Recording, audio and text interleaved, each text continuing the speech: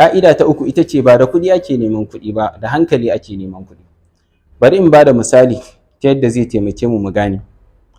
Wanda ya fito da Facebook, wato Mark Zuckerberg kenan, da ya tashi shine ya yi tunanin yaya za a yi wanda yake wani wuri ya iya yin sandin saƙo ta wayar shi, ya tura saƙo ta wayar shi ga wanda yake wani wuri, ta yadda za su dinga magana ta hanyar tura saƙonni.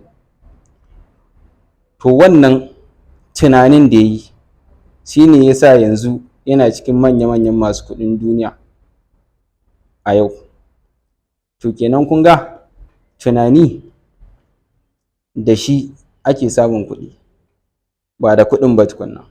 Saboda sai tunani ya zo maka na menene zan yi, yaya zan yi shi, sa'an nan sai ka ma nemi in ma kuɗi ne, to menene nike buƙata na kuɗi da zan yi amfani da shi in cimma wannan tunanin nawa, in zamanto na maida shi wani abu wanda za a iya amfana da shi kuma a samu kuɗi.